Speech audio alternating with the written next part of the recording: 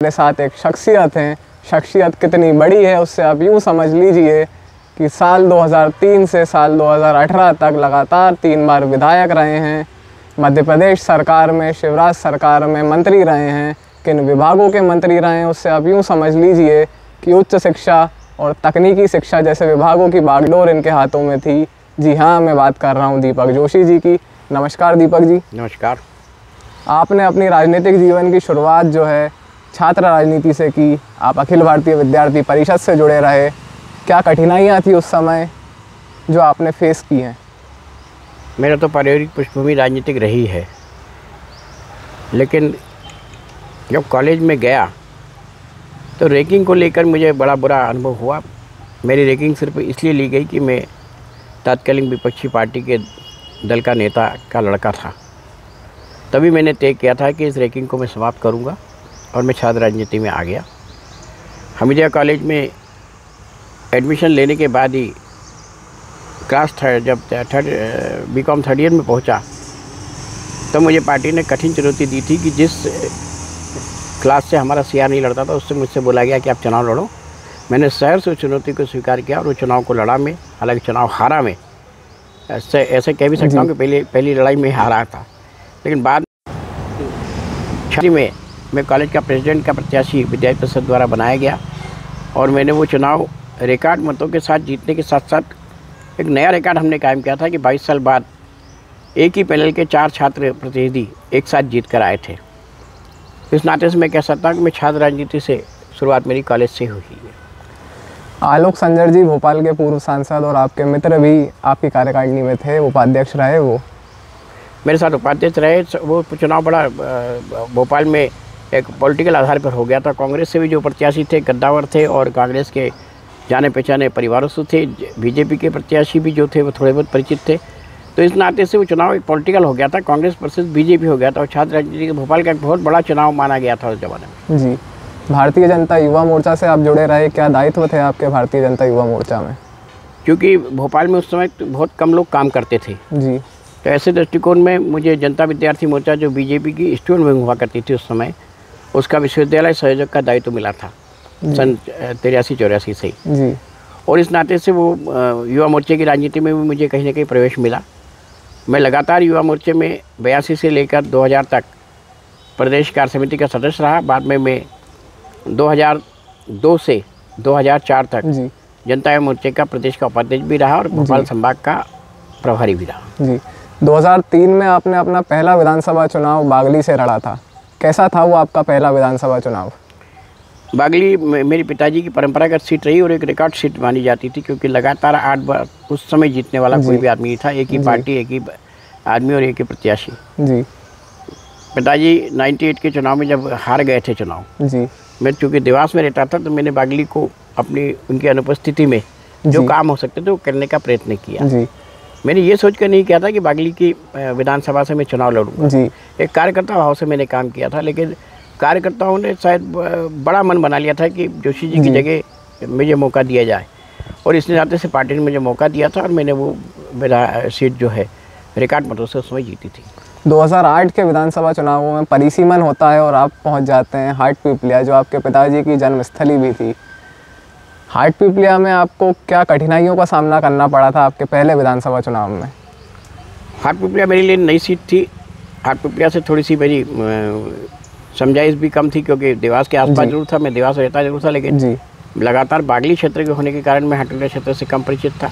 जी, हाटपिपलिया में जब मुझे पार्टी ने टिकट दिया जी, तो बड़ी कठिनाई ये हुई कि कांग्रेस से बहुत ही कद्दावर नेता स्वर्गीय श्री राजेंद्र सिंह जी बघेल जी इस चुनाव में कांग्रेस के प्रत्याशी थे जी, और जातिगत आधार पर कहीं न कहीं देखने को मिला कि एक समाज वहाँ पर है जिसका कि बाहुल्यता है जी, उस समाज के भी प्रत्याशी जिला पंचायत के पूर्व अध्यक्ष नारायण सिंह चौधरी वहाँ से चुनाव लड़ रहे थे। तो सामाजिक आधार पर वोटों का भारी बंटवारा वहाँ पर हो गया था जी। वहाँ पर अल्पसंख्यक मतदाताओं की संख्या भी भारी है, लगभग 25 से 30 हज़ार वोट है। तो एक बड़ा वोट बैंक मेरे पास नहीं था, मेरे पास छोटे छोटे वोट बैंक थे। ब्राह्मण समाज जिससे आप आते हैं वो काफ़ी कम था। ब्राह्मण समाज तो मुश्किल से 0.5% 1% भी नहीं था, तो बड़ी चुनौती थी।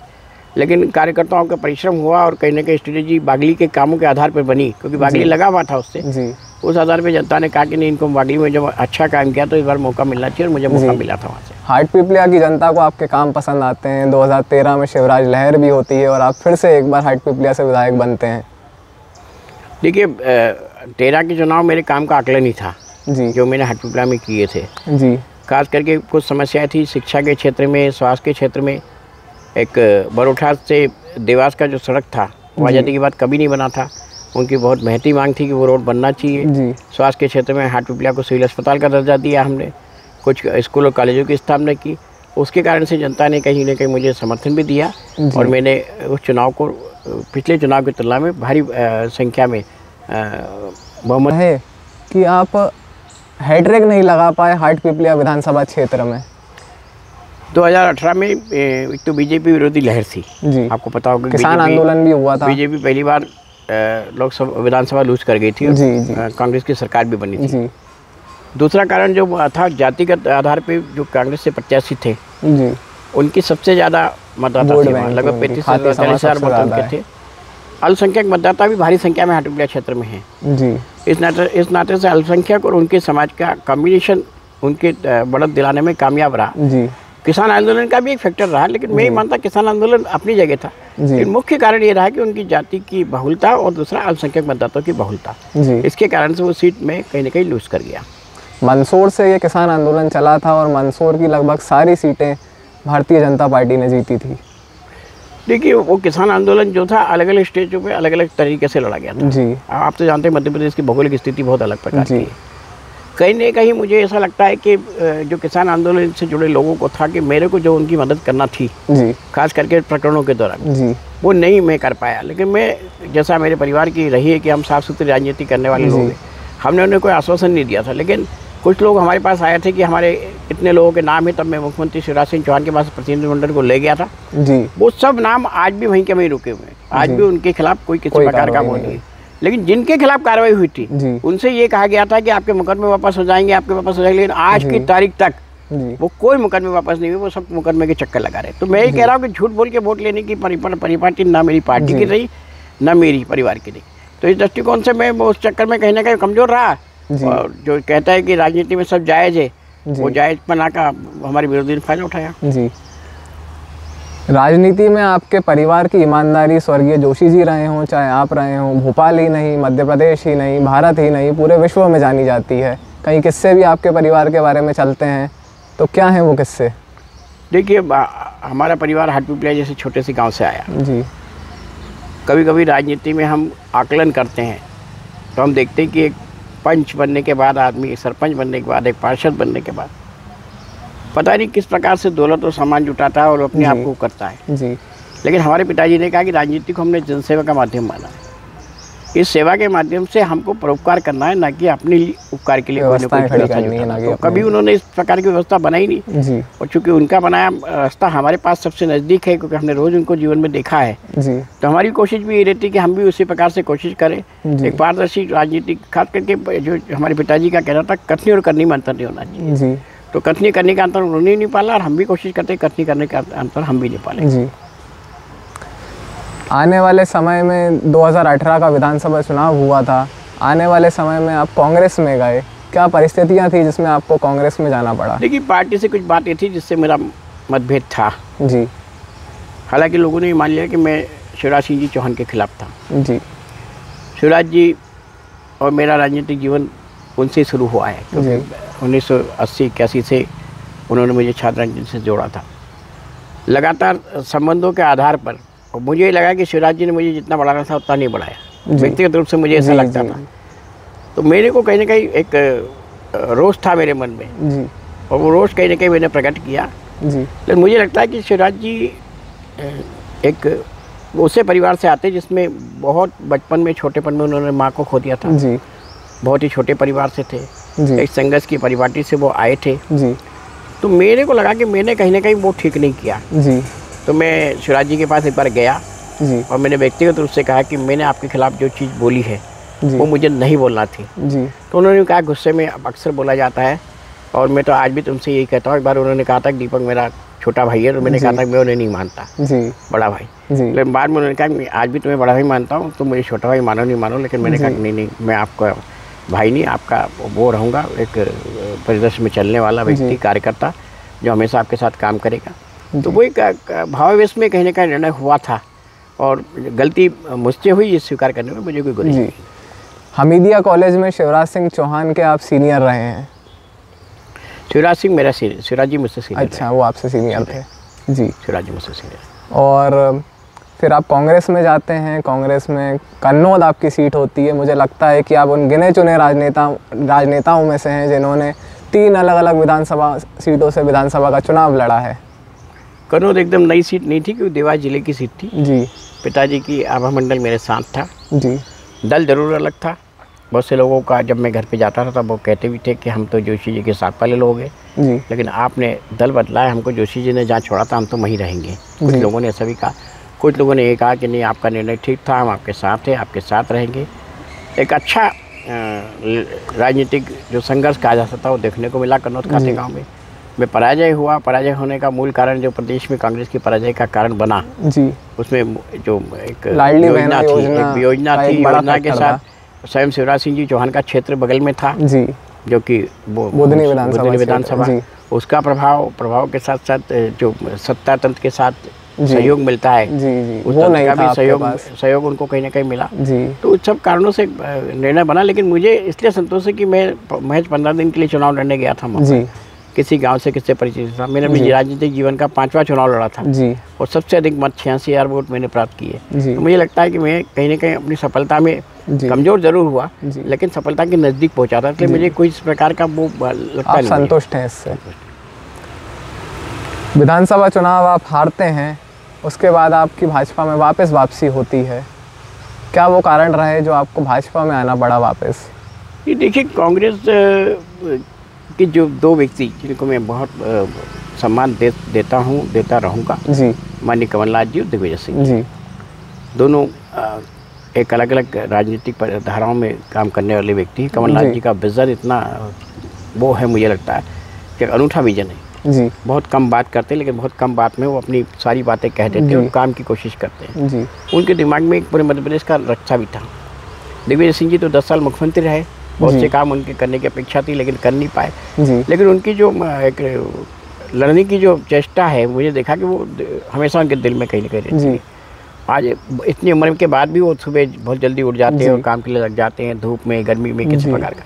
तो मुझे बहुत कुछ सीखने को मिला। लेकिन बाद में जब मैंने देखा कि कांग्रेस में जो परिवर्तन आया जी, और परिवर्तन के साथ जिन नेताओं को चयन किया पार्टी ने जी, उनसे मैंने कोशिश की थी कि जिन कारणों से हम लोग चुनाव हारे, उन कारणों को एक बार विवेचना करना चाहिए जी। लेकिन विवेचना करने के बजाय नई चीज़ों को तलाशना, क्योंकि पुरानी चीज़ को जब तक आप ठीक नहीं करेंगे तो नई चीज़ आएगी नहीं। कार्यकर्ता कैसे आप जो आपके कहीं ना कहीं लगातार 4-6 चुनाव हार चुके हैं जी, उनको कैसे अपन फील्ड में लेके आए, कैसे करें, क्या उन्हीं लोगों पे भरोसा करते रहे लगातार, तो वो ठीक नहीं है। लेकिन मुझे लगता है कि जिला जो प्रदेश अध्यक्ष जी थे उनको मेरी बातों पर कम ध्यान रहा, तो मुझे लगा कि यहाँ करने से काम मतलब नहीं कोई भी। और चूँकि शिवराज जी मेरे बहुत पारिवारिक भी रहे हैं, मेरे मार्गदर्शक भी रहे हैं, तो मैंने अपनी कोशिश की थी और उन्होंने मुझे पार्टी में वापस ले लिया, तो मैं पार्टी में वापस आ गया। आजकल हम देखते हैं कि भाजपा या कांग्रेस किसी भी राजनीतिक दल के छोटे छोटे नेता, जो कि मंडल के नेता हैं, जो कि ज़िले के नेता हैं, वो फॉर्चूनर और एंडेवर जैसी लग्जरी गाड़ियों में चल रहे हैं। दीपक जी जोशी के पास आज कौन सी गाड़ियाँ हैं? मेरे पास तो स्वयं के पास तो कोई गाड़ी है नहीं जी। मेरी माता जी की एक गाड़ी है डिको जी, जो 2013 की थी जी। मेरा बेटा जरूर, क्योंकि राजनीति के नए पीढ़ी में वो भी आया है, उसको लगता है कि कहीं ना कहीं होना चाहिए, तो उसने कुछ गाड़ी की व्यवस्था, जो मेरे पास तो स्कॉर्पियो थी जी, तो उसको वो करके, जैसे कहते हैं ना, काट के देते हैं, बदले में पैसा कम मिलता है जी। आपने कटवा दी वो शोरूम पे? गाड़ी कटवा के मैंने स्कॉर्पियो एन ली थी जी। मतलब कहीं ना कहीं आप एक ईमानदारी की वजह से, एक फैक्टर ये भी हो सकता है कि दीपक जी जोशी राजनीति में पीछे रह गए? नहीं, देखिए, पीछे रहना, अपन अपने सिद्धांतों पे रहो जी, और अपने सिद्धांत को आपने खोया नहीं जी, ये आपकी सबसे बड़ी विजय है। जय पराजय चलती रहती है जी। अटल जी ने तो अक्सर कहा है कि जीत में क्या, हार में क्या, जीत में भई जीत न किंचित में जी। तो अटल जी तो खुद हारे थे, 2 सीटों पे भाजपा आ गई थी, लेकिन अटल जी की उसी भय नहीं था उनको, ना जीत में ना हार में। जी। तो उस जीत और हार का भय हमेशा हमारे साथ भी नहीं रहा। हम तो उस चीज़ के लिए बने हैं जो हमारे संगठन ने सन 1952 में, जिसका नाम ही मेरा जनसंघ है, और जनसंघ की आज विचारधारा आप देखें कि पूरे देश में नहीं विश्व में कहीं ना कहीं गुंजायमान है। आज दीनदयाल जी के एकात्म मानववाद को दुनिया अपना रही है। मोदी जी जैसा सशक्त नेता हमारे पास है। आज मध्य प्रदेश में सरकार हमारी है, और जिस प्रकार से पूरे भारत का परिदृश्य है, उससे लगता है कि जो 1952 में डॉक्टर श्यामा प्रसाद मुखर्जी ने दीनदयाल उपाध्याय जी के साथ जो एक संरचना की थी जनसंघ की, वो जनसंघ के उद्देश्य को प्राप्त करने में अपने अटल बिहारी वाजपेयी और लाल कृष्ण आडवाणी जी के नेतृत्व में जो काम हुआ है, वो निश्चित रूप से बहुत अच्छा हुआ है। और आने वाले कल में भाजपा आज विश्व की सबसे बड़ी पार्टी तो है ही, लेकिन विश्व की स्वीकार्य पार्टी भी होगी, मुझे ऐसा लगता है। अनंत अंबानी की शादी का कार्ड आपको आता है जो काफ़ी सुर्खियों में रहता है। क्या रिश्ते थे आपके परिवार के और अंबानी परिवार के? अंबानी परिवार के जो बड़े अंबानी जी थे, उनसे मेरे पिताजी के संबंध थे जी। और अंबानी जी की जो टीम मध्य प्रदेश में काम करती थी जी, वो मेरे पास भी बहुत बार आती थी काम के लिए, और मैं सहज एक मित्रवत उनके कामों को कहीं ना कहीं मदद करता था, सहयोग करता था। तो उन्हीं मित्रों को लगा कि हमको भी कार्ड देना चाहिए, तो उन्होंने मेरे पास आके बोला कि आपको अंबानी जी के शादी में आना है। तो मैंने कहा बिल्कुल आऊँगा, और मैं गया था। और मुझे सबसे अच्छी बात ये लगी कि अंबानी जी की उस शादी में लोग भले ही कितने गए, कितनी बड़ी शादी, इतना बड़ा, देखिए जिसके पास पैसा वो तो अपना बड़ा वो रहेगा उनका। उनके 1,90,95,000 तो लोग आए थे टोटल मेरे ख्याल से, और उसमें ज़्यादातर मेरे ख्याल से 90-95% विदेश के लोग थे। तो एक शादी की भव्यता तो उसी से परिलक्षित होती है। लेकिन जिस प्रकार से सादगी और हमारी जो संस्कृति है उसका मैंने देखा कि अंबानी जी के यहाँ प्रधानमंत्री जी भी आए थे, बड़े बड़े दिग्गज आए थे। जब शंकराचार्य जी आए तो शंकराचार्य जी का जो स्वागत अंबानी परिवार ने किया वो अद्भुत था। मुझे लगता है कि संस्कृति और अध्यात्म के प्रति उस परिवार की बहुत गहरी रुचि है, और उसका प्रदर्शन अगर वहाँ हुआ है तो हमारे देश को एक सीखने का मौका आना चाहिए। आज भी हमारे समाज में जो शादियों में भद्दापन आ गया है, उसको रोकना चाहिए।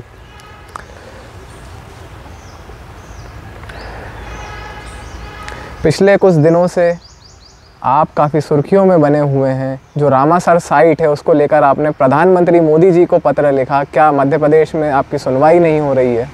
नहीं, देखिए मोदी जी को पत्र लिखा था हमने, क्योंकि वो रामसर साइट इंटरनेशनल मामला है जी।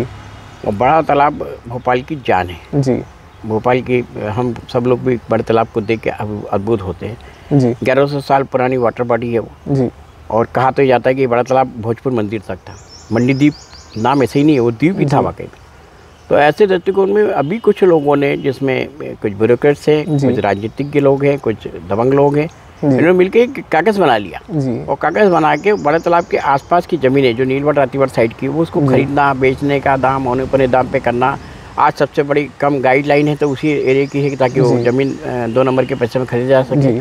इसके अलावा वहाँ एक रोड निकाल रहे थे जो फंदा कला से मंडीदीप, जो भोपाल के प्रस्तावित मास्टर प्लान में भी था। नहीं, मास्टर प्लान में नहीं था। अच्छा। प्रस्तावित वो उन्होंने बाईपास मार्ग के रूप में दिया था जी। इसमें क्या हुआ था कि मंडीदीप से झागरिया तक तो रोड ठीक है 30 किलोमीटर, लेकिन मंडीदीप झागरिया से फंदा कला जी जो ये मार्ग जा रहा है वो नहीं जाना चाहिए, क्योंकि झागरिया ऑलरेडी एग्जिस्टिंग पॉइंट है। झागरिया से 7 किलोमीटर सी हो रहे, आप 12 किलोमीटर घुमा रहे हो, 5 किलोमीटर अन्य सी रोड को घुमा रहे हो, 800 करोड़ रुपया सरकार का ज़्यादा खर्च कर रहे हो, और इसमें सबसे बड़ा नुकसान होगा भोपाल के बड़े तालाब को जी। क्योंकि अगर झागरिया से फंदा कला के बीच सड़क बनती है तो भोपाल की जो बड़े तालाब की लाइफ लाइन है कोलांस और गुलजावन नदी, ये ख़त्म हो जाएगी।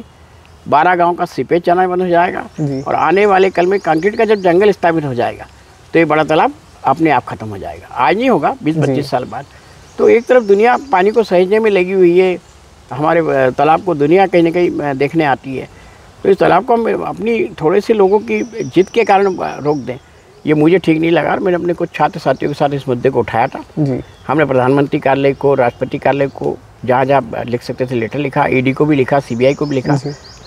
और मुझे बड़ा कहते हुए ये भी अच्छा लगता है कि माननीय प्रधानमंत्री कार्यालय ने बहुत गंभीरता से उस काम को लिया, जिसमें उन्होंने बाकायदा मध्य प्रदेश की पीडब्ल्यूडी को लिखा था कि मेरे पत्र का जिक्र करते हुए कि उनका पत्र आया है जी।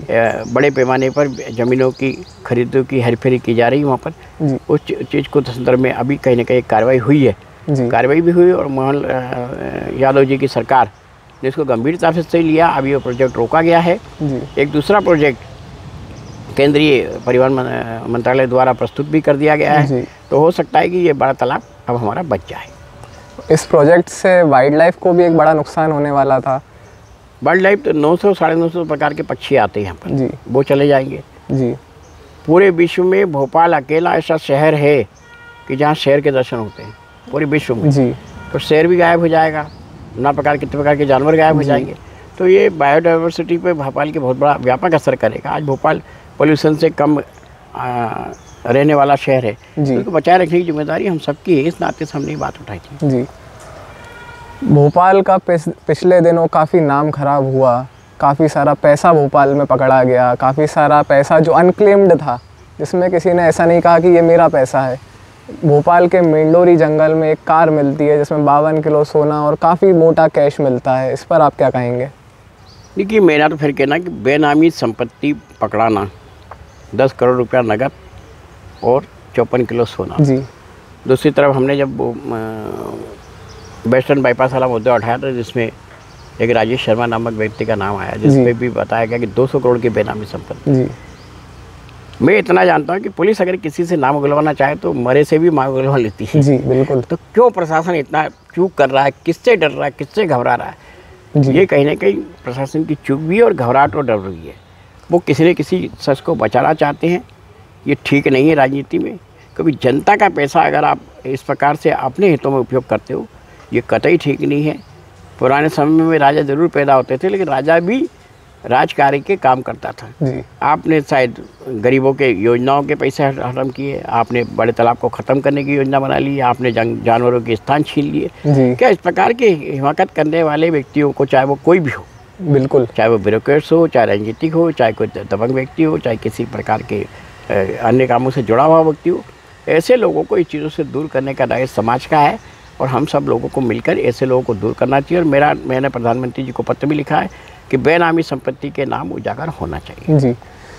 कोरोना के बाद से देखने में आया है कि भोपाल में लोगों का भूमि प्रेम काफ़ी बढ़ गया है, ज़मीनों के जो भाव हैं वो into 10 टाइम्स बढ़ गए हैं। तो ऐसा क्यों हो रहा है? देखिए, मैंने कहा ना कि कागज़ चलता है। जी। कहा तो जाता है कि प्रधानमंत्री जी कहते हैं कि मैं तो हर एक गरीब को मकान देना चाहता हूँ। शिवराज जी अपने भाषण में कहते हैं कि चिड़िया भी घोंसला पशु पक्षी भी अपने रहने के लिए स्थान नियत कर लेते हैं। और सरकार ने योजना बनाई, प्रधानमंत्री आवास योजना जो है वो बहुत ही अच्छी योजना है। जो हितग्राही इसके प्रभावित है वो आज भी इस योजना को अपना बहुत अच्छी योजना मानते हैं। लेकिन ऐसी योजनाओं को पलीते लगाने का काम इस प्रकार के लोग कम करते हैं। जो ज़मीनें, जैसे अभी ये वेस्टर्न बाईपास बना है, इसमें झागरिया से फंदा कला रोड ले जाना ही नहीं था, लेकिन झागरिया से फंदा कला इसलिए ले जा रहे कि फंदा कला और भोपाल के बीच में जो ज़मीन उसके भाव बढ़ जाए। बिल्कुल। और ये ज़मीनों पे भाव खरीद लिए गए। अभी तो बड़े बड़े लोगों के नाम भी आ गए, जिसमें ENCPWD जो 4-5 साल रहा है, कुछ बड़े अधिकारियों के नाम भी आ गए कि उन्होंने ज़मीनें खरीदी है, बेनामी नामी सब प्रकार की संपत्तियाँ मिल रही। तो ये भाव बढ़ा देते हैं और भाव बढ़ा के, जो कि गरीब की पहुँच से बहुत दूर हो जाता है। बिल्कुल। बड़े लोगों का खेल होता है, बड़े लोगों को खेल में हम छोटे लोगों का दमन करें, ये ठीक नहीं है। मुझे लगता है आने वाले समय में भोपाल में यदि कोई व्यक्ति ईमानदारी से अपने पूरे जीवन भर नौकरी करता है और एक प्लॉट लेके घर बनाने का उसका जो सपना रहता है, तो वो पूरा होना अगर ऐसा ही चलता रहा तो काफ़ी मुश्किल हो जाएगा। नहीं, वो दुश्मनियाँ तो है ना, दिखने में आता है कि छोटा आदमी कितना बड़ा प्रकार बना है।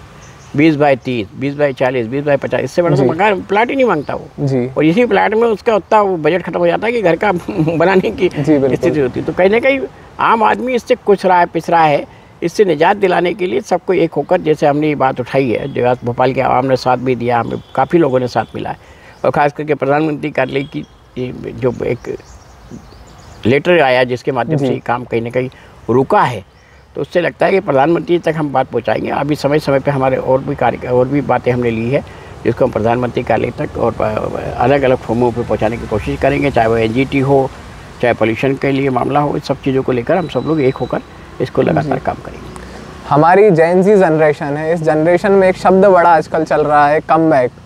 तो दीपक जी जोशी के जो समर्थक हैं वो उनका राजनीति की पिच पर अपना पुराना कमबैक कब तक एक्सपेक्ट कर सकते हैं? देखिए, राजनीति और खेल एक जैसा होता है। जी। अभी हमने टेस्ट सीरीज देखी ऑस्ट्रेलिया वाली, विराट और हमारे रोहित दोनों फेल हो गए। जी बिल्कुल। तो राजनीति में भी फेल पास को अपन किस चीज़ से आकलन करें? क्या हम सत्ता से आकलन करें उसे? जी। सत्ता से आकलन करना ठीक नहीं है। जी। हमने कितने जनहित के काम किए? जी। अगर हम रोज़ जनहित का एक काम भी करेंगे तो वो भी मेरे ख्याल से सत्ता के बिल्कुल। अनुकूलता है, क्योंकि पावर तो अपने आप रहता है। आदमी अगर ईमानदारी से किसी के लिए मदद करना चाहे तो वो कर सकता है। तो आज भी समाज में बहुत सी बातें जो सत्ता से रह करके भी पूरी की जा सकती है, सत्ता से बाहर रह के भी पूरी की जा सकती है। वो हमको करने का दायित्व होना चाहिए। कमबैक का सवाल ही नहीं, जब तक राजनीति में आदमी रहता, क्योंकि इसमें तो कोई उम्र है नहीं जी, कि रिटायरमेंट की कोई उम्र है।